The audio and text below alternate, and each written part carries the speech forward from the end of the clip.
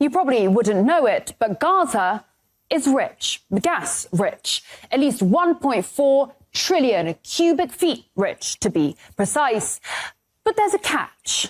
Geologists and natural resources economists have confirmed that the occupied Palestinian territory lies above sizable reservoirs of oil and natural gas wealth in Area C of the occupied West Bank and the Mediterranean coast off the Gaza Strip. To date, the real and opportunity costs of the occupation exclusively in the area of oil and natural gas have accumulated to tens, if not hundreds of billions of dollars. Back in 1999, the Palestinian authorities signed a deal with British Gas.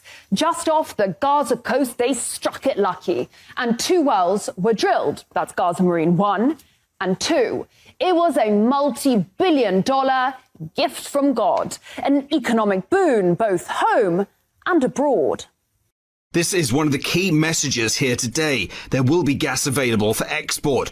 And from my conversations with Palestinian officials, including President Arafat, it is clear that they have no interest in just sitting on a gas surplus.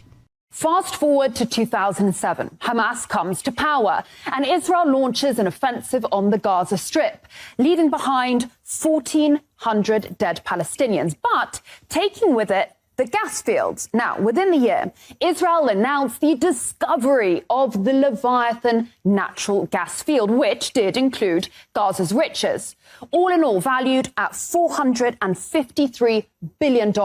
Now, since then, Gazans haven't seen a shekel, or to be more accurate, they have been denied around $47 billion in revenue.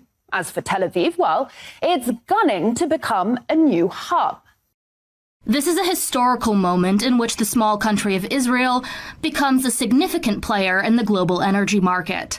The Memorandum of Understanding will enable Israel, for the first time, to export Israeli natural gas to Europe.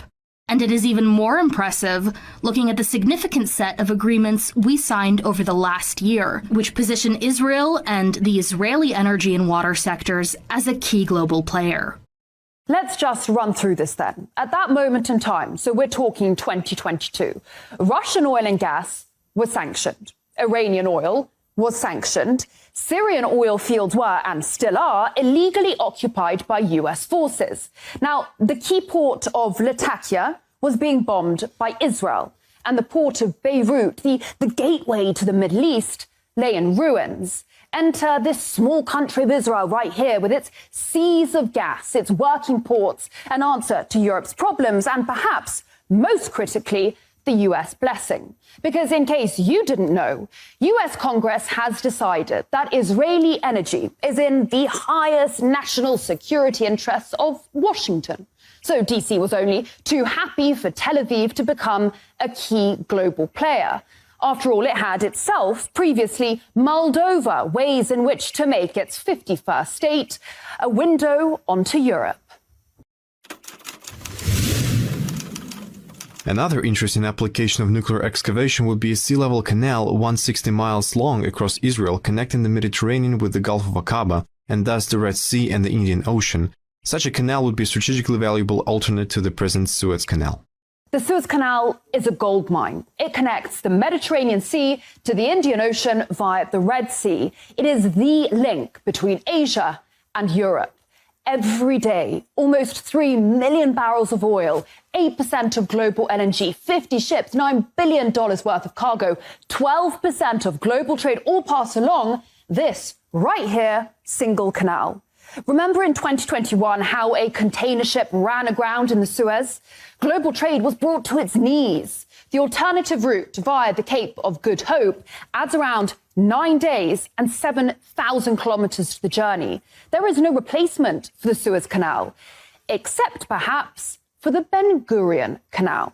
Now, what the US had been thinking about back in the 60s was dropping 520 nukes on parts of Israel, all to build a 260-kilometer-long canal that would start at the Red Sea down there in the port city of Eilat, run through the Negev desert, and pour out into the Mediterranean. Where exactly? Right next to northern Gaza, the same northern Gaza that is currently being bombarded and depopulated. Egypt and its money-making Suez Canal would just be sidelined. The same Egypt that, rumor has it, is now considering taking in refugees in exchange for debt relief by the US. And if you think it's crude of me to talk business during times of an existential war, think again. The winning companies have committed to unprecedented investment in natural gas exploration over the next 3 years, which would hopefully result in the discovery of new natural gas reservoirs. In recent weeks, Tel Aviv has handed out 12 new licenses to 6 companies, on top of the plan to tap more of the Gaza marine resources. This area is a strategic gold mine. The Israelis have their largest foreign base down the Red Sea, just off Eritrea. And here a bit further down, well, Beijing has a naval base in Djibouti, a key piece in its enormous global infrastructure project, the Belt and Road, hated by London, Brussels and Washington alike. Always ask yourself, cui bono, who benefits? Because war is horror and war is hell. But never forget that war, above all else, is big business.